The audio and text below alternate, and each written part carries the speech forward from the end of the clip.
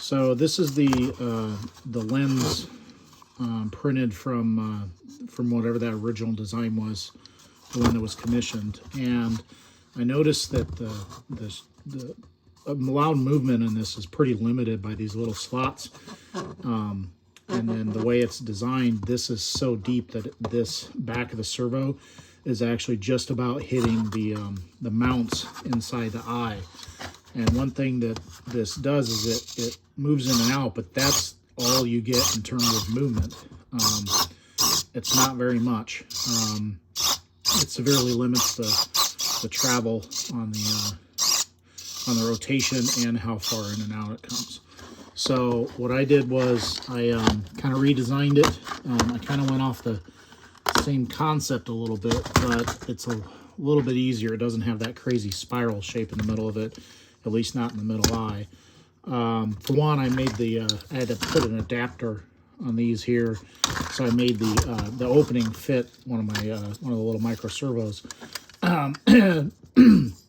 Ignore the print here. I ran out of filament, but it's enough to show you the test on it. So, but it basically has the center eye section real similar to the other one. It uses 2 pins that come off the side. I just used some quarter-inch standoffs from Servo City, and then I used a little 632 rod to just screw them into that center section. And then the spiral is in the outer section here. And so by doing this way, it allows for a much greater movement of the eye. So that's what the eye sucked all the way in, and then you can see there's quite a bit more movement and rotation.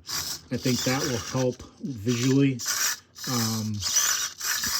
you know, when it comes out to the lens or whatever. You can see there's a little servo horn inside there that gets glued or screwed into the base of that, and that's basically what rotates it. I do need to tighten this notch up here. There is a little too much play there, so I can tighten that up in a revision. But yeah, I think it allows for a lot more interesting. You know, you can move it full 180 degrees. And it'll go to the full extent of the travel. I did check to see if this would hit the lens. You know, the lens, and it looks like it should miss. Speaking of the lenses, this is what they look like. Those are from the 200 millimeter acrylic ball. I put them in the lathe. I 3D printed a holder that would sandwich this between 2 plates on the lathe. And then I turn this down to the right size. That way it would snap right inside. It just pops right inside that ring. Maybe a couple dabs of E6000 or something on it, just to hold it in place. But you know, I think you kind of get the gist of what that's going to look like. And then for the center lens, I have a couple of these little, I think they're called Kobochons or something. They're basically for magnifying, you know, surfaces or whatever. I have 3 of them. They're just a hair too large to fit inside here, so I'm gonna the intersection here. They can be put in from the back and then glued into place.